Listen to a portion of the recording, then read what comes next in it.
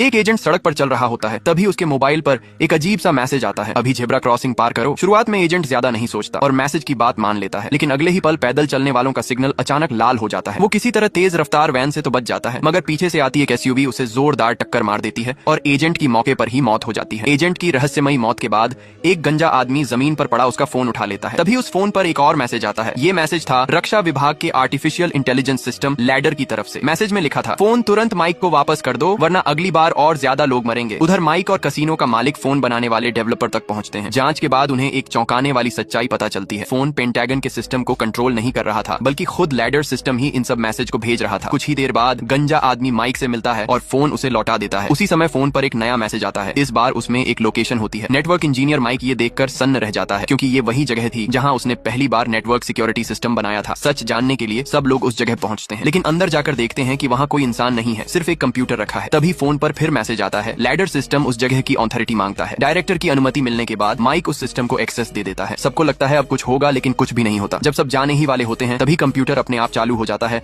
और अजीब हरकतें करने लगता है। उसी समय सिक्योरिटी एजेंसी को पता चलता है कि लैडर सिस्टम अपने पूरे सिस्टम को कॉपी कर रहा है और उसे ट्रांसफर कर रहा है उसी जगह जहां माइक मौजूद है। इतना ही नहीं, सिस्टम खुद को अपग्रेड भी करने लगता है। तभी सब समझ जाते हैं, लैडर ने सुरक्षा एजेंसी छोड़ी ही इसलिए थी ताकि वो खुद को अपग्रेड करके अपनी कमजोरियां ठीक कर सके। लेकिन अगर ऐसा हो गया तो पूरी दुनिया खतरे में पड़ जाएगी। सब घबरा जाते हैं। माइक सिस्टम बंद करना चाहता है, लेकिन कंप्यूटर किसी भी कमांड को नहीं मानता। गुस्से में माइक सिस्टम को गालियां देने लगता है। तभी लैडर सिस्टम खुद जवाब देता है। ये सुनकर माइक एक बड़ा फैसला लेता है और कहता है, अभी इसी वक्त अपग्रेड रोक दो। हैरानी की बात यह होती है कि अगले ही पल लैडर उसकी बात मान लेता है और खुद को नष्ट करने की प्रक्रिया शुरू कर देता है। आखिरकार बिना किसी शोर के एक अदृश्य जंग खत्म हो जाती है। कसिनो का मालिक माइक के एहसान के बदले उसे $3 मिलियन